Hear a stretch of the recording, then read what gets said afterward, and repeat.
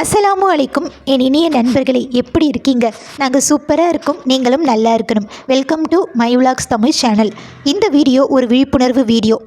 உண்மை சம்பவத்தை தான் உங்கள் கூட ஷேர் பண்ணியிருக்கேன். எனக்கு தெரிஞ்ச ஒரு பொண்ணுங்க, அந்த பொண்ணுக்கு பார்த்திங்கன்னா 3 வயசில் ஒரு பெண் குழந்தை, 2 வயசில் ஆம்பளை குழந்தை இருக்குது. ஹஸ்பண்டும் இருக்காங்க. நல்ல ஃபேமிலியாக தான் ரன் பண்ணிகிட்ருக்காங்க. லைஃப் நல்லா தான் போயிட்டு இருந்தது. அந்த பொண்ணு பார்த்திங்கன்னா இந்த குழுலெல்லாம் ஒரு நல்ல போஸ்டிங்லேயே இருந்தாள்.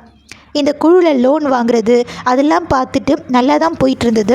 கரெக்டாக கட்டிட்டு நல்லா தான் போயிட்டு இருந்தது. என்னன்னு தெரியல, ஒரு 5 மாதமாக அந்த பொண்ணு யாருக்குமே கரெக்டாக காசு கட்டுறதில்ல. அது ஒரு பக்கம் இருக்க, அந்த பொண்ணு பார்த்திங்கன்னா எல்லாருக்கிட்டையும் வட்டிக்கும் காசு வாங்கியிருக்கா. சாதாரண மக்கள்கிட்டையும் பார்த்திங்கன்னா கடன் வாங்கியிருக்கா. மொத்தமாக எவ்வளோ அப்படின்னு பார்த்திங்கன்னா 12 லட்சம். இது ஹஸ்பண்டும் சேர்ந்து பண்ணியிருக்காங்களான்னா இல்லை.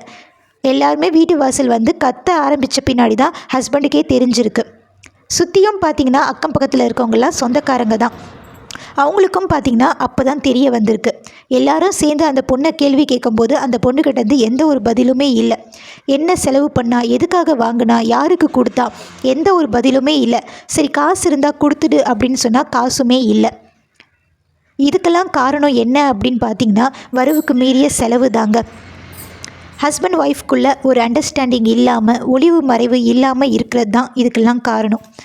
ஹஸ்பண்ட் ஒய்ஃப்குள்ளே பார்த்திங்கன்னா ஒளிவு மறைவே இருக்கக்கூடாதுங்க.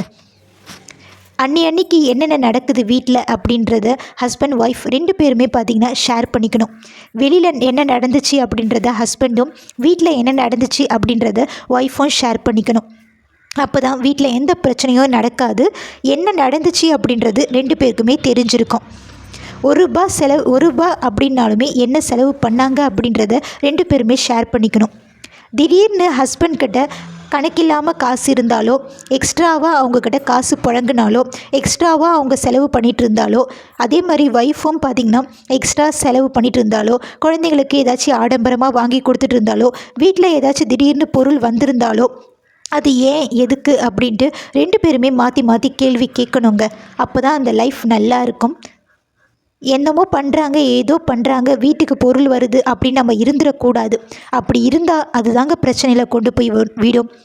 என்ன பண்ணுறாங்க, ஏது பண்ணுறாங்க அப்படின்னு 2 பேருக்குள்ளேயும் கேள்வி வரும்போது யாருமே தப்பு பண்ண மாட்டாங்க. யாருமே வழிமாறி போகவும் மாட்டாங்க. அந்த பொண்ணு நல்ல பொண்ணுங்க எனக்கு தெரிஞ்சு. ஆனால் எதனால இப்படி பண்ணுச்சு, எதுக்காக இப்படி பண்ணுச்சு அப்படின்றது எதுவுமே தெரியல. பார்க்கும்போது கஷ்டமாக தான் இருக்குது. ஆனால் என்ன பண்ணா அப்படின்ற உண்மை தெரிஞ்சாலாவது பரவாயில்ல, யாராவது ஹெல்ப் பண்ணுவாங்க. ஆனால் அதுவுமே இல்லை. இப்போ பார்த்திங்கன்னா அந்த ஹஸ்பண்டுமே பார்த்திங்கன்னா அந்த பொண்ணை விட்டுட்டு போயிட்டான். இப்போ அந்த பொண்ணு பார்த்திங்கன்னா 2 குழந்தைய வச்சுட்டு வேலைக்கு போயிட்டுருக்காங்க. அந்த பொண்ணு வேலைக்கு போயிட்டு என்ன பண்ணோன்னு தெரியல. ரொம்ப கஷ்டமாக இருக்குது. பெண்களே உஷாராக இருங்க.